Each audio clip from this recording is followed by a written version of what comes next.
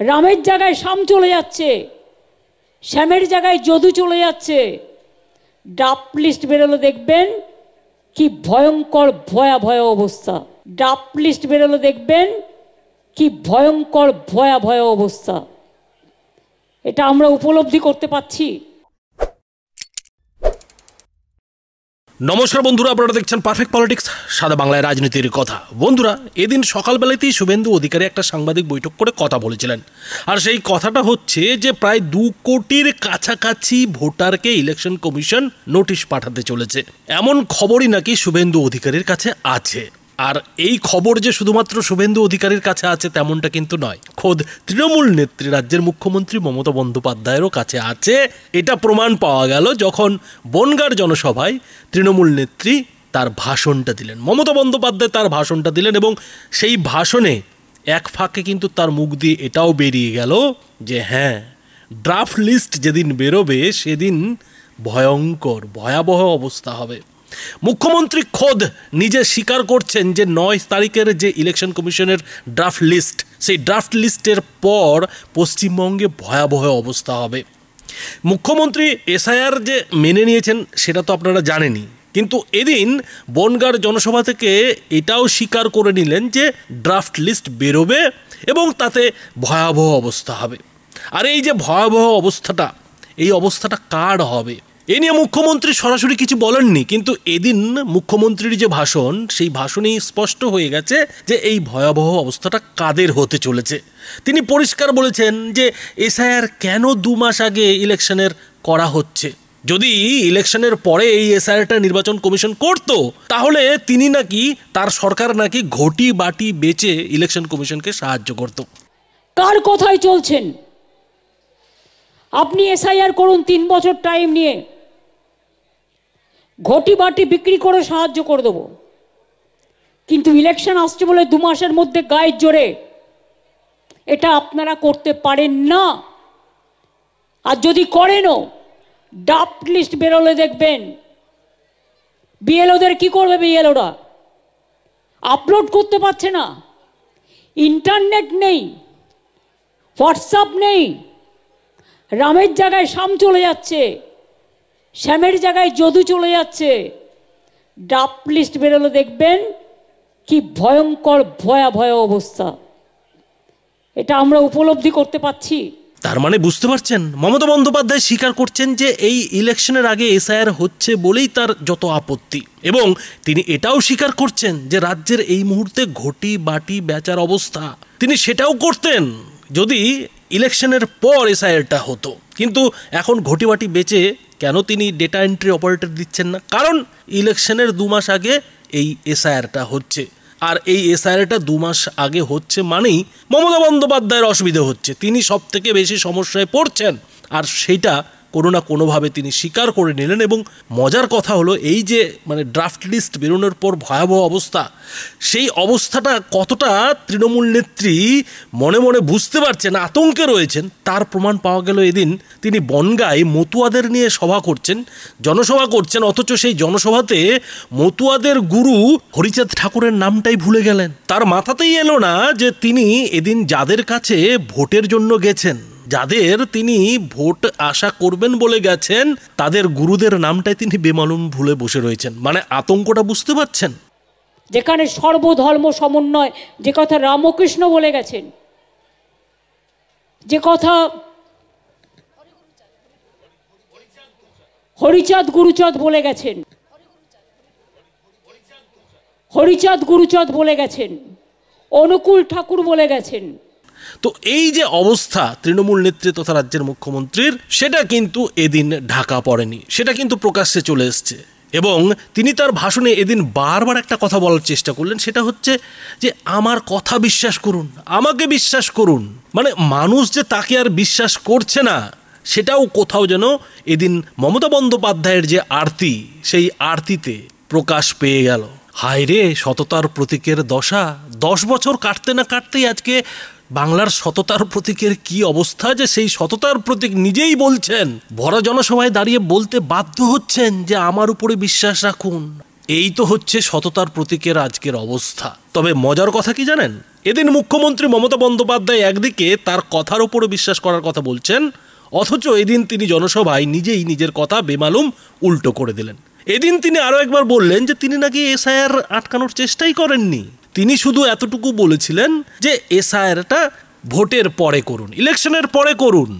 অথচ এই মুখ্যমন্ত্রীকেই আমরা বলতে শুনেছিলাম যে বাংলায় এসআইআর হলে অনেক কিছু হবে। তিনি বেঁচে থাকতে বাংলায় এসআইআর করতে দেবেন না, হতে দেবেন না। এখানেই শেষ নয়, তিনি এদিন ভরা মঞ্চে দাঁড়িয়ে বলছেন যে তিনি নাকি রাজনীতি করতে আসেননি, ভোট চাইতে আসেননি। তিনি শুধু নাকি মতুয়াদের সাবধান করতে এসছেন যে তাদেরকে কিভাবে বাংলাদেশে পাঠানোর চক্রান্ত চলছে। কিন্তু সত্যি কি তাই? সত্যি কি মুখ্যমন্ত্রী মমতা বন্দ্যোপাধ্যায় এদিন সেই মতুয়াদের সাবধান করতে শুধুমাত্র গেছেন? তিনি কি কোনো রাজনীতি করতে যাননি? তিনি কি ভোট ব্যাংক বাঁচাতে যাননি? এই কথাটা কি কেউ বিশ্বাস করবে? অর্থাৎ এদিন মঞ্চ থেকে দাঁড়িয়ে তিনি বলছেন যে আমার কথা বিশ্বাস করুন, অথচ সেই মঞ্চ থেকেই তিনি বারবার একের পর এক মিথ্যে বলে যাচ্ছেন। এরপরেও কি মতুয়ারা তৃণমূল নেত্রীর উপরে ভরসা করবেন, ভরসা রাখতে পারবেন? কিন্তু মমতা বন্দ্যোপাধ্যায় যেটা মুশকিল হলো যে তাকে তো রাজনীতিটা করতে হবে, তাকে তো তৃণমূলটাকে বাঁচাতে হবে, আগামী দিনে ভাইপোর হাতে ক্ষমতা তুলে দিতে হবে। ফলে মঞ্চে দাঁড়িয়ে তাকে আধ ঘন্টা ধরে কিছু না কিছু তো বলতেই হবে। আর সেই কথাগুলো বলতে গিয়ে তিনি এদিন হেলিকপ্টার খারাপের পেছনেও বিজেপির ষড়যন্ত্র খুঁজে পেলেন। এরপর যত দিন গড়াবে, যত ইলেকশন এগিয়ে আসবে, আর কোথায় কোথায় যে তিনি ষড়যন্ত্র দেখবেন বন্ধুরা আগে ভাগে বলা মুশকিল। তবে এদিন মমতা বন্দ্যোপাধ্যায় আর কি বললেন সেটা আপনারা দেখতে পারেন। মজার বিষয় কি জানেন, প্রথমেই আপনাদের কাছে আমি ক্ষমা চাইছি, আমার একটু আসতে দেরি হয়েছে, কিন্তু এটার একটা মজা আছে। মজাটা কি না, তো আমি 7-8 মাস হেলিকপ্টার ইউজই করি না, গাড়িতে সব জেলা টু জেলা প্রোগ্রাম করেছি। আজকে যেহেতু এখানে আছে, তারপরে আমি ঠাকুরনগর যাব, ঠাকুরনগর থেকে আবার ফিরতে হবে। আমাদের গভর্নমেন্টের একটা হেলিকপ্টার নেওয়া আছে এগ্রিমেন্ট করে। হঠাৎ সকাল 10টায় যখন আমাদের বেরোবার কথা ছিল বেলা 12টায়,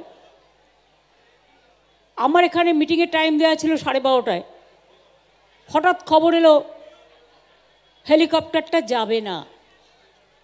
আমি দেখলাম দারুণ মজার খবর, তো ইলেকশনই শুরু হলো না, তার মধ্যে কনফ্রন্টেশন শুরু হয়ে গেল। কিন্তু ওরা বুঝলো না এটা আমার ভালো হলো। কেন ভালো হলো বলুন তো?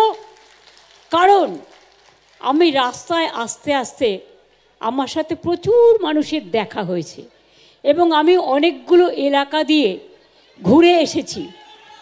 অর্থাৎ আমার জনসংযোগ তার একটা সুদৃঢ় এবং নিবিড় সম্পর্ক তৈরি হয়েছে। আমি বিজেপিকে বারবার বলি, ওরে আমার সাথে খেলতে যাস না, আমার সাথে খেলতে গেলে আমি যে খেলাটা খেলবো সেই খেলায় তোমরা আমাকে ধরতেও পারবে না, ছুটতেও পারবে না, নাগালও পাবে না। সারা ভারত সরকার বসে থাকো, সব এজেন্সি নিয়ে বসে থাকো, কোটি কোটি টাকা খরচ করো, টাকা গুজে দাও, টাকা নেবে লোকে, তোমায় ভোট দেবে না। কারণ তুমি 1 মাসের জন্য টাকা দেবে আর 365 দিন চলবে কোত্থেকে?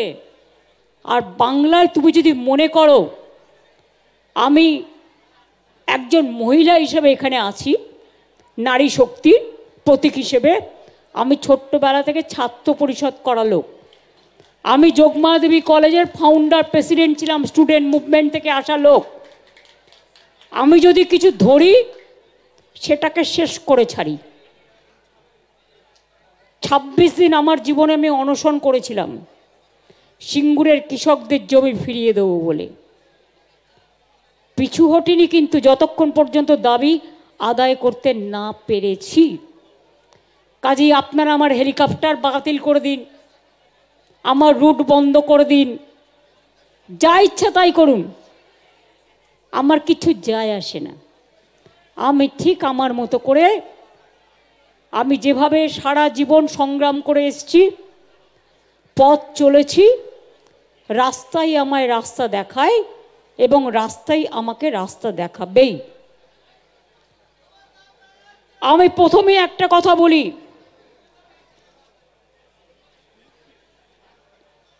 এসআইআর করতে 3 বছর টাইম লাগে।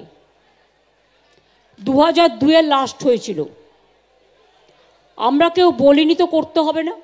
আমরা কি বলেছি, তুমি একটাও জেনুইন ভোটারের নাম বাদ দিতে পারবে না, যারা ভোট দিয়েছে, যারা বিভিন্ন স্কিমে টাকা পায়, যারা দীর্ঘদিন এখানে বসবাস করছেন, তাদের তাড়ানোর কোনো অধিকার তোমাদের নেই। বিজেপি অফিস থেকে লিস্ট ঠিক করে দেবে। গভর্নমেন্ট কে ঠিক করে? পাবলিক ভোট দিয়ে। এখন সিস্টেমটাই পাল্টে যাচ্ছে দেখছি। ইলেকশন কমিশন ঠিক করবে, গভর্নমেন্ট কে ঠিক করবে? তা কখনো হয় নাকি? ইলেকশন কমিশনের কাজ হচ্ছে ইম্পার্শিয়াল চেয়ার মেনটেন করা, not to become the BJP commission but to a election commission, impartial election commission. প্রথমে বলল আধার কার্ড, সবার কাছে টাকা নিল, আমাকেও আধার কার্ড করতে হয়েছে, তার জন্য আমার আধ ঘন্টা সময় লেগেছে, ছবি তুলতে হয়েছে, ছবি তুলতেও লোককে টাকা খরচ করতে হয়েছে, আধার কার্ড করতে টাকা খরচ হয়েছে। এখন কি বলছে? যদি জিজ্ঞেস করেন আধার কার্ড, বলবেন নো স্যার। ব্যাংকের PAN card, no sir.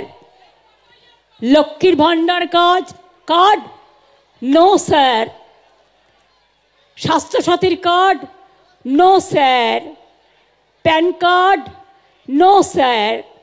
Bank account card, no sir. BJP, yes sir. Yes papa, yes papa. BJP ছাড়া নো পাপা। এটা এত সহজ খেলা নয়।